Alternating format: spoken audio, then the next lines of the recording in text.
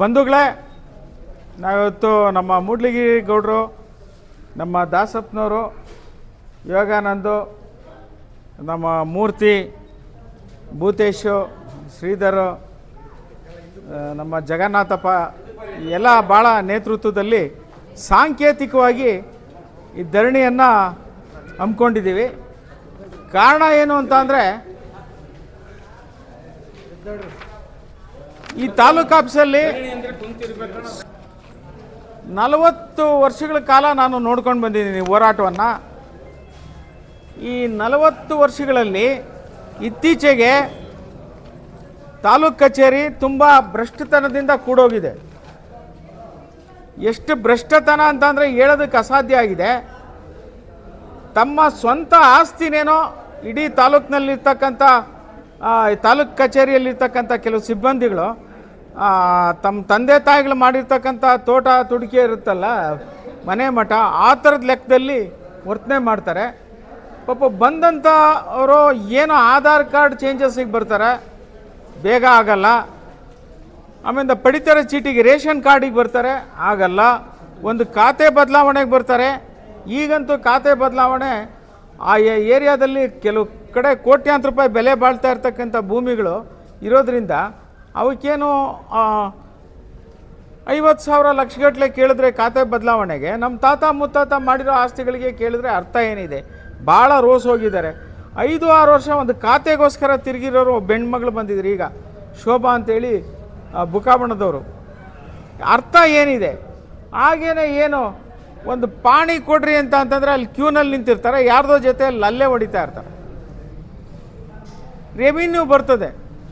ಅರ್ಥ ಏನಿದೆ? ಒಂದು ಸರ್ವೆ ಕೊಟ್ಟರೆ ಬೇಗ ಆಗೋದಿಲ್ಲ, ಭಾಳ ಕಷ್ಟ. ಈಗ ಏನಾಗಿದೆ ಅಂತಂದರೆ, ಎಲ್ಲರೂ ಸಿರಾ ತಾಲೂಕು ಅಂತಂದರೆ ಭಾಳಷ್ಟು ಭೂಮಿ ಇದೆ, ಕದ್ದು ಬಿಡ್ಬೋದು ಅಂಥೇಳಿ ಹೊರಗಡೆ ಅವರೆಲ್ಲ ಬಂದಿದ್ದಾರೆ. ಹೊರಗಡೆ ಜಿಲ್ಲೆಯವ್ರ ಜೊತೆಯಲ್ಲಿ ಹೊರಗಡೆ ರಾಜ್ಯದವರು ಬಂದು ಕುಂತ್ಬಿಟ್ಟಿದ್ದಾರೆ. ಕಾರಣ ಏನು ಅಂತಂದರೆ, ನಿಮ್ಮ ಗಮನಕ್ಕೆ ತರೋದಕ್ಕೆ ಇಷ್ಟೇ, ನಮ್ಮ ಜನ, ನಮ್ಮ ತಾಲೂಕಿನ ಜನ ಎಚ್ಚೆತ್ಕೊಳ್ಳಿಲ್ಲ ಅಂತಂತಂದರೆ ಭಾಳ ಬೇರೆಯವ್ರದ್ದು ಹಾಳಿ ಜಾಸ್ತಿ ಆಗುತ್ತೆ. ಇಲ್ಲಿನ ಮೂಲ ನಿವಾಸಿಗಳಿಗೆ ಭಾಳ ಅಪಾಯ ಇದೆ. ಕಾರಣ ಏನು ಅಂತಂದರೆ, ಈಗ ಆಲ್ರೆಡಿ ಒಂದು ಕುಡಿಯೋ ನೀರಿಗೋಸ್ಕರ ಹೇಮಾವತಿ ಬಂದಿದೆ. ಎಲ್ಲ ಊರುಗಳಲ್ಲಿ ಪೈಪ್ಲೈನ್ ಹಾಕಿದೆ. ಆ ಪೈಪ್ಲೈನಲ್ಲಿ ಇವತ್ತಲ್ಲ ನಾಳೆ ಭದ್ರಾ ನೀರು ಬರುತ್ತೆ, ಎತ್ತಿನ ಹೊಳೆ ನೀರು ಬರುತ್ತೆ. ಅದಕ್ಕೆ ಎಲ್ಲ ಕಳ್ಳಕಾಕರ ಭೂಗಳರ ಕಣ್ಣು ಎಲ್ಲ ಇದ್ರ ಮೇಲಿದೆ. ಎಷ್ಟು ಅಂತ ಅನ್ನೋದಕ್ಕೆ, ಈಗ ಹಿಂದೆ ಒಬ್ಬರು ತಹಶೀಲ್ದಾರ್ ಇದ್ದರು, ಭಾಳ ಫೇಮಸ್, ಮಮತಾ ಮೇಡಮ್ ತಹಶೀಲ್ದಾರು. ಆಮೇಲೆ ಇನ್ನೊಬ್ಬರು RFO ಇದ್ದರು, ರಾಧಾ ಅಂತೇಳಿ. ಅವರು ಎಲ್ಲ ಭಾಳ ವ್ಯವಸ್ಥಿತವಾದಂಥ ಅವರು ಸರ್ಕಾರಕ್ಕೆ ಅವರು ವರದಿನ ಒಪ್ಪಿಸ್ದೇ ಹೋಗಿದ್ದಿದ್ರೆ 732 ಎಕರೆ ಜಮೀನನ್ನು ಯಾರಿಗಂದ್ರೆ ಅವ್ರಿಗೆ ಮಾಡಿಬಿಟ್ಟಿದ್ದಾರೆ. ಆ CB ಫಾರೆಸ್ಟ್ ಇದನ್ನೆಲ್ಲ, ಆ CB ಫಾರೆಸ್ಟ್ಗೆ ಒಂದು ದೊಡ್ಡ ಇತಿಹಾಸನೇ ಇದೆ. ದುರಂತ ಏನು ಅಂತಂದರೆ, ದೊಡ್ಡ ಈ ತಾಲೂಕಿನಲ್ಲಿರ್ತಕ್ಕಂಥ ಗೌಡ್ರುಗಳಿಗೇನೆ 80 ಎಕರೆ ಮಂಜೂರಾಗಿಲ್ಲ ಯಾವತ್ತೂ. ಅಲ್ಲಿ ನಮ್ಮವ್ರಿಗೆ ಶೆಡ್ಯೂಲ್ ಕಾಸ್ಟ್ನವ್ರಿಗೆ 6 ಜನಕ್ಕೆ 80 ಎಕರೆ ಮಂಜೂರಾಗಿದೆ. ಹೆಂಗೆ ಅಂತ, ಈ ಕೋಟಾ ನೋಟ್ ಇದ್ದಂಗೆ. ಈ ಕೋಟಾ ನೋಟ್ ಎಲ್ಲರ ಜೋಬಲ್ಲೂ ಇರ್ಬೋದು, ಗೊತ್ತಾಗಲ್ಲ. ಯಾರ್ದೋ ಸರಿಯಾದ ಕಿಲಾಡಿ ಕೈಗೆ ಸಿಗಾಕೊಂಡಾಗ ಅವ್ರ ಕೋಟಾ ನೋಟ್ ಬಂದುಬಿಟ್ಟಿದೆಯಲ್ಲ ಅಂತ. ಹಂಗೆ ಈ ಮಮತಾ ಮೇಡಮ್ ಅವರು ರಾಧಾ ಅವ್ರ ಕೈಗೆ ಅದು ಸಿಕ್ತು. ಅದಕ್ಕೆ ಈಚೆ ಬಂತು 732 ಎಕರೆ. ಅದಕ್ಕೆ ಅದಾದಮೇಲೆ ಆ ಎಮ್ಮನ್ನು ಏನೋ ಮಾಡಿ ವ್ಯವಸ್ಥಿತವಾಗಿ ಓಡಿಸ್ಬಿಟ್ರು. ಆ ಎಮ್ಮನೂ ಇಲ್ಲ, ಇಬ್ಬರೂ ಇಲ್ಲ. ಹಿಂಗೆ ಅಂತ ಅಂದರೆ ಸ್ಟ್ರಿಕ್ಟಾಗಿರ್ತಕ್ಕಂಥ ಆಫೀಸರ್ಗಳು. 732 ಎಕರೆ ಅಂತ ಅಂದರೆ ನೀವು ಲೆಕ್ಕ ಹಾಕಿ, ಹೈವೇನಲ್ಲಿದೆ. ಆವ್ರೇಜ್ ನೀವು ಒಂದು 1 ಕೋಟಿ ರೂಪಾಯಿ ಲೆಕ್ಕ ಹಾಕಿದರೆ 732 ಕೋಟಿ ರೂಪಾಯಿ ಆಗುತ್ತೆ. ಅದರ ಅರ್ಧ 50 ಲಕ್ಷ ಅಂತ ಲೆಕ್ಕ ಹಾಕಿದರೆ ಎಷ್ಟಾಗುತ್ತೆ? 350 ಕೋಟಿ ಚಿಲ್ಲರೆ ಆಗುತ್ತೆ. ಏನಿದು ಕಳ್ತನಕ್ಕೊಂದು ಇತಿಮಿತಿ ಇದೆಯಲ್ಲ. ಯಾರ್ಯಾರ ಜೋಬ್ಗೆ ಎಷ್ಟೆಷ್ಟು ಹೋಗಿದೆಯೋ ಗೊತ್ತಿಲ್ಲ, ಯಾರ್ಯಾರ ಖಾತೆಗಳಿಗೆ ಎಷ್ಟೆಷ್ಟು ಹೋಗಿದೆಯೋ ಗೊತ್ತಿಲ್ಲ. ಅಕಸ್ಮಾತ್ ಏನಾದರೂ ಇದು ಶಿಕ್ಷೆ ಆದರೆ ನಮ್ಮವ್ರಿಗೆ ಶಿಕ್ಷೆ ಆಗ್ತದೆ. ಕೊರಮ ಜನಾಂಗದವ್ರು ಅವರು ಆ ಕಾಳಾಪುರ ಆ ಕಡೆ ಎಲ್ಲ ಇದ್ದಾರೆ, ಅವ್ರನ್ನ ಯಾರು ಬಲಿ ಪಶು ತೊಗೊಳ್ತಾವ್ರೋ ಗೊತ್ತಿಲ್ಲ. ಅದಕ್ಕೋಸ್ಕರ ಆತಂಕ ಆಗುತ್ತೆ ನಮ್ಮಂಥ ಹೋರಾಟಗಾರರಿಗೆ. ಯಾಕೆ ಅಂದರೆ ಹಾಳಾಗೋಗೋರು ನಮ್ಮವರು, ಜೈಲು ಸೇರೋರು ನಮ್ಮವರು. ಆದರೆ ವ್ಯವಸ್ಥಿತವಾಗಿ ಅವ್ರ ಹೆಸ್ರಿಗೆ ಮಾಡಿದಾರಲ್ಲ, ಅವ್ರು ಯಾರೂ ಜೈಲಿಗೆ ಹೋಗೋದಿಲ್ಲ. ಈ ರೆಕಾರ್ಡ್ ರೂಮ್ನಲ್ಲಿ ಅದು ಏನು ಒಂಥರ ಒಂದಷ್ಟು ಜನ ಯಜ್ಞಗಳು ಸೇರ್ಕೊಂಬಿಟ್ಟಿದ್ದಾರೆ. ರೈತರು ಹೇಳೋದಕ್ಕೆ ಅಸಾಧ್ಯ. ಈಗ ತರಕಾರಿ ಮಾರೋರು 10 ರೂಪಾಯಿಗೆ 1 kg ಟೊಮೊಟೊ ಮಾರ್ತಾ ಇದ್ದಾರೆ. 10 ರೂಪಾಯಿಗೆ 20 ರೂಪಾಯಿ ಕೊಡ್ತೀವಿ, 3 kg ಕೊಡೋಕ್ಕಾಗಲ್ವ ಅಂತಾರೆ ಜನ. ಅಟ್ಲೀಸ್ಟ್ ಆ ರೈತ ರಾತ್ರಿ ಹಗಲು ನೀರು ಹೆಂಗೆ ತಿರುವಿದ್ದಾನೆ ಇಂಥ ಬರಗಾಲದ ಕರೆಂಟ್ನಲ್ಲಿ, ಇಂಥ ಇದರಲ್ಲಿ ಅವನ ಕಷ್ಟ ಏನು, ಅವನ ಗೊಬ್ಬರ ಹಾಕಿದ್ದೇನೋ, ಅವನು ಉಳುಮೆ ಮಾಡಿದ್ದೇನೋ ಅಂತ ಯಾರೂ ಯೋಚನೆ ಮಾಡೋದಿಲ್ಲ. ಯಾರೂ ಯೋಚನೆ ಮಾಡೋದಿಲ್ಲ. ಬೆಳೀತಕ್ಕಂಥ ರೈತ ಬೆಳೀತಕ್ಕಂಥ ಕಡಲೆಕಾಯಿ ಮಿನಿಮಮ್ಮು ಇವತ್ತಿನ ಕೂಲಿ ನಾಲಿ ಲೆಕ್ಕಾಚಾರ ಹಾಕ್ಕೊಂಡ್ರೆ 15,000 ರೂಪಾಯಿ ಮೇಲಿರಬೇಕಾಗಿತ್ತು. ಯಾಕೆ ಅಂತ ಅಂದರೆ ಕ್ವಿಂಟಾಲ್ 15,000 ರೂಪಾಯಿ ಮೇಲಿರಬೇಕಾಗಿತ್ತು. ಒಂದು ಹೆಣ್ಣಾಳಿಗೆ 500 ರೂಪಾಯಿ, ಗಂಡಾಳಿಗೆ 700 ರೂಪಾಯಿ ಕೂಲಿ, ಜೊತೆಗೆ ಅವ್ನಿಗೆ ಊಟ ತಿಂಡಿ, ಅವನ ಸಾಯಂಕಾಲ ಖರ್ಚು ಬೇರೆ. ಇಂಥದ್ದಿದ್ದಾಗ ಹೆಂಗಾಗ್ತದೆ? ಇಲ್ಲಿ ಎಷ್ಟು ದೊಡ್ಡ ಸಂಬಳ ಕೊಡ್ತಾರೆ, ಏನು ಕತೆ ನಿಮಗೆ? ಅಟ್ಲೀಸ್ಟ್ ಪ್ರೀತಿ ವಿಶ್ವಾಸದಿಂದ ರೈತರನ್ನ ನೀವು ನೋಡ್ಕೊಳ್ಳಿಲ್ಲ ಅಂತ ನಾಳೆ ಮಣ್ಣು ತಿಂತೀರಾ? ನಾಳೆ ಮಣ್ಣು ತಿಂತೀರಾ ನೀವು? ಅವ್ರ ಮಕ್ಕಳು ಮರಿ ಎಲ್ಲ ವಿದ್ಯಾವಂತರಾಗಿ ಎಲ್ಲೋ ಹೋಗ್ಬಿಡೋಣ ಅಂತ ಇದೆ. ಎಲ್ಲೋ ಹೋಗೋದೇನು, ಇಲ್ಲಿ ಫ್ಯಾಕ್ಟ್ರಿ ಬಂದಿದ್ದಾವೆ. ಈ ಫ್ಯಾಕ್ಟ್ರಿ ಕಸ ಗುಡ್ಸೋಕ್ಕೆ ಲಾಯಕ್ ಆಗ್ತಾರೆ ನಮ್ಮ ತಾಲೂಕಿನ ಜನ ಎಲ್ಲ.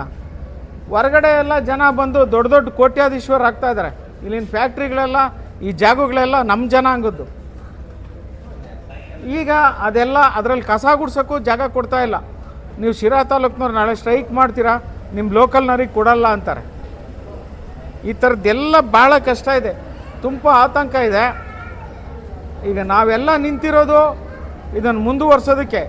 ಯಾಕೆ ನಮ್ಮ ತಾಲೂಕಿನ ನಿಜವಾದ ಜನಗಳಿಗೆ, ನಮ್ಮ ಶಿರಾ ನಗರದ ಜನಗಳಿಗೆ ಭಾಳ ಕಷ್ಟ ಇದೆ. ನಮ್ಮ ಶಿರಾ ನಗರದ ಜನಕ್ಕೆ ತುಂಬಾ ಕಷ್ಟ ಇದೆ ನಾಳೆ ದಿವಸ. ಯಾಕೆಂತಂದರೆ ಈ ತಾಲೂಕಿಗೆ ಎಲ್ಲ ಹೊರಗಡೆಯಿಂದ ಜನ ಬಂದು ಸೇರ್ಕೊಳ್ತಾ ಇದ್ದಾರೆ. ಬೇರೆ ಬೇರೆ ರಾಜ್ಯದವರು, ಬೇರೆ ಬೇರೆ ಜಿಲ್ಲೆಯವರು. ಏನು ಇಲ್ಲಿರ್ತಕ್ಕಂಥದ್ದು ಒಂದು 5 ಲಕ್ಷಕ್ಕೆ ಸಿಗ್ತಾಗಿರ್ತಕ್ಕಂಥ ಜಮೀನ 20 ಲಕ್ಷಕ್ಕೆ ಕೊಳ್ತಾರೆ. ನಮ್ಮ ಗತಿ ಏನು? ಯಾರಿಗೂ ಅದು ಮಧ್ಯವರ್ತಿಗಳು ಪಾಲಾಗ್ತಾ ಇದೆ. ಹೋಗಲಿ, ನಮ್ಮ ರೈತರಿಗೆ ಸಿಗುತ್ತೆ ದುಡ್ಡು ಅಂದರೆ ಪರವಾಗಿಲ್ಲ. ಯಾರೋ ಅದು ಬೆಂಗಳೂರು ರಿಯಲ್ ಎಸ್ಟೇಟ್ನವರು, ನಮ್ಮ ಶಿರಾ ರಿಯಲ್ ಎಸ್ಟೇಟ್ನವರ ನಾವು ಉದ್ಧಾರ ಆಗ್ತಾರೆ ಅಂದರೆ, ನಮ್ಮ ಕಣ್ಮುಂದೆ ಇರ್ತಾರೆ ಅಂತಂದರೆ ಅದು ಇಲ್ಲ.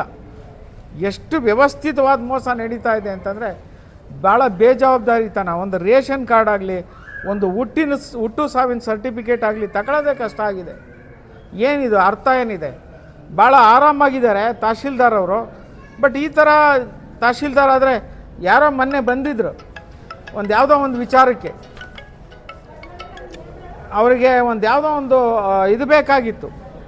ಅವ್ರಿಗೆ ಅದು 40,000 ರೂಪಾಯಿ ಡಿಮ್ಯಾಂಡ್ ಇಕ್ಕಿದ್ರು.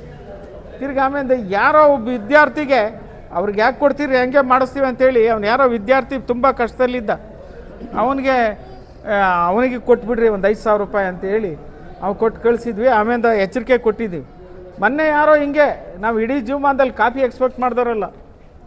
ನಮ್ಮ ಹೋರಾಟಗಾರ ಒಬ್ಬ ಭೂತೇಶ್ ಮಾಗೋಡಲ್ಲಿದ್ದಾನೆ. ಅವನಿಗೆ ಯಾರೋ ಇಲ್ಲಪ್ಪ ನಮ್ಗೆ ಅವೆಲ್ಲ ಬೇಡ, ಅವನಿಗೆ ಹಾಕ್ರಿ, ಅವನು ಎದ್ದು ಓಡಾಡೋದೇ ಕಷ್ಟ ಆಗಿದೆ ಅಂತ ಅವರು ಸಹಾಯ ಮಾಡಿದ್ರು. ಈ ಥರ ನಾವು ಬಂದಂಥವ್ರು. ಬಟ್ ಭಾಳ ದೊಡ್ಡ ದುರಂತ ಇದೆ. ಯಾಕೆ ಇದನ್ನು ಡಿಸ್ಕ್ಲೋಸ್ ಮಾಡ್ತಾ ಇದ್ದೀನಿ ಅಂತಂದರೆ, ಇನ್ಮೇಲೆ ಭಾಳ ಕಷ್ಟ ಇದೆ, ರೈತರು ಕಷ್ಟ ಇದೆ, ನಮ್ಮ ತಾಲೂಕಿನಿಂದ ಭಾಳ ಆತಂಕ ಸ್ಥಿತಿ ಇದೆ. ನಾಳೆ ಬೆಂಗಳೂರು ಬಾಂಬೆ ರೌಡಿಗಳು ಬಂದು ಸೇರ್ಕೋಬೋದು. ಇಲ್ಲ ನಾವು ಭೂಮಿ ಒಡೆಯೋದಕ್ಕೆ ಇದಕ್ಕೆಲ್ಲ ಭಾಳ ಕಷ್ಟ ಇದೆ. ಅದಕ್ಕೋಸ್ಕರ ಇನ್ಮೇಲೆ ಒಗ್ಗಟ್ಟಾಗಬೇಕು. ಇಲ್ಲಿನ ವ್ಯಾಪಾರಸ್ಥರು ಒಗ್ಗಟ್ಟಾಗಲಿಲ್ಲ ಅಂತಂದರೆ ನೀವು ನಮ್ಮ ಜನಗಳಿಗೂ ನ್ಯಾಯ ಕೊಡೋಕ್ಕಾಗಲ್ಲ, ನೀವು ಬದುಕೋಕ್ಕಾಗಲ್ಲ, ನಮ್ಮವ್ರಿಗೂ ರಕ್ಷಣೆ ಸಿಗೋದಿಲ್ಲ, ನಮ್ಮ ತಾಲೂಕಿನ ಜನತೆಗೆ, ರೈತರಿಗೆ.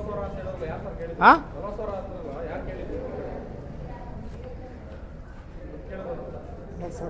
ಒಬ್ಬ ರೈತ ಬಂದು ಹೇಳ್ದ, ಯಾರೋ ಒಬ್ಬ RI ಅಸಿಸ್ಟೆಂಟ್ ಅಂತೆ, ಹುಲಿಕುಂಟೆ ಕಡೆ ಅವನು ಹಂಗೆ ಹೇಳಿದ ಮೇಲೆ ಅದು ಬಂದು ಹೋಗಿದೆ. ಅದಕ್ಕೋಸ್ಕರ ಯಾರೋ ಒಬ್ಬ ಈಗ ಅವನ್ನೆಲ್ಲ ಡೈಲಿ ವೇಜಸ್ನ, ಈ ಥರದ್ದೆಲ್ಲ ದೊಡ್ಡ ದುರಂತ ಇವೆಲ್ಲ ಇಲ್ಲ ಅಂತಂದರೆ ಹೆಂಗೆ ಬದುಕ್ತಾರೆ ರೈತರು ಅಂತ. ಒಂದು ಖಾತೆ ಪಾಣಿ ಆಗೋದಕ್ಕೆ 40-50 ಸಾವಿರ ಅಂತಂದರೆ ಯಾವ ಹೆಣ್ಮಗಳು 5 ವರ್ಷ ತಿರುಗಿದ್ದೀನಿ ಸರ್ ಅಂತ ಬಂದು ಗೋಳಾಡ್ತಾಯಿದ್ರು. ಶೋಭಾ ಅಂತ ಹೇಳಿ. ಅರ್ಥ ಇದೆಯಾ? ಆ ಇಡೀ ನಮ್ಮ ಬುಕಾಬಣ್ಣದ ಹೋಬಳಿ ಜನ ಅವರಂತೂ ನಡುಗ್ತಾ ಇದ್ದಾರೆ ಬೇರೆ ಬೇರೆ ರೀತಿಯಲ್ಲಿ. ಆದರೆ ದಯವಿಟ್ಟು ಇಲ್ಲಿರ್ತಕ್ಕಂಥ ಶಾಸಕರು ಇದ್ರ ಬಗ್ಗೆ ಗಮನ ಹರಿಸಲಿಲ್ಲ, ಇವ್ರನ್ನ ಕ್ಲೀನ್ ಮಾಡಲಿಲ್ಲ ಅಂತಂದರೆ ಒಳ್ಳೆ ಅಧಿಕಾರಿಗಳನ್ನ ತಂದಾಕ್ಕೊಂಡು ಮತ್ತು ಇರ್ತಕ್ಕಂಥ ಸಿಬ್ಬಂದಿಗಳಿಗೆ ಎಚ್ಚರಿಕೆ ಕೊಡದೆ ಹೋದರೆ ನಾವು ಮುಂದಿನ ದಿನಗಳಲ್ಲಿ ಭಾಳ ಕಷ್ಟ ಏನು ಮಾಡಬೇಕೋ ಮಾಡಬೇಕಾಗತ್ತೆ. ಯಾಕೆ ಅಂದರೆ ನಾನು 83 ಇಸ್ವಿಯಲ್ಲಿ ಸೆಕೆಂಡ್ ಇಯರ್ 83-84 ಸೆಕೆಂಡ್ BA ಓದ್ತಾ ಇದ್ದೆ. ಆವಾಗಲೇ ಇವಾಗೇನು ಲೋಕಾಯುಕ್ತ ಅಂತೀರಾ, ಆವಾಗಲೇ ಒಬ್ಬ ಡಾಕ್ಟ್ರನ್ನ ಹಿಡ್ಕೊಟ್ಟಿದ್ದೆ. 25 ರೂಪಾಯಿ ಕೇಳಿದ್ರು 15 ರೂಪಾಯಿ ಕೊಟ್ಟು ಹಿಡ್ಕೊಟ್ಟಿದ್ದೆ. ನನಗೆ ಚೆನ್ನಾಗಿ ಗೊತ್ತಿದ್ದೇವೆಲ್ಲ. ಆದರೆ ಅವ್ರ ಮನೆ ಹೆಂಗೆ ಹಾಳಾಗಿ ಹೋಗ್ತವೆ ಅನ್ನೋದು ಗೊತ್ತಿದೆ. ಅದಕ್ಕೋಸ್ಕರ ಎಚ್ಚರಿಕೆ ಕೊಡ್ತಾಯಿದ್ದೀವಿ. ನಿಮ್ಮ ತಂದೆ ತಾಯಿಗಳು, ನೀವು ಅಣ್ಣ ತಮ್ಮಗಳನ್ನ, ಅಕ್ಕ ತಂಗಿಯರನ್ನ, ಹೆಂಡತಿ ಮಕ್ಕಳನ್ನೆಲ್ಲ ನೋಡ್ಕೋಬೇಕು ಅನ್ನೋ ಕಾರಣಕ್ಕೋಸ್ಕರ ಒಂದು ಎಚ್ಚರಿಕೆ ಕೊಡ್ತಾಯಿದ್ದೀವಿ ಅಷ್ಟೇ. ಅದಕ್ಕೋಸ್ಕರ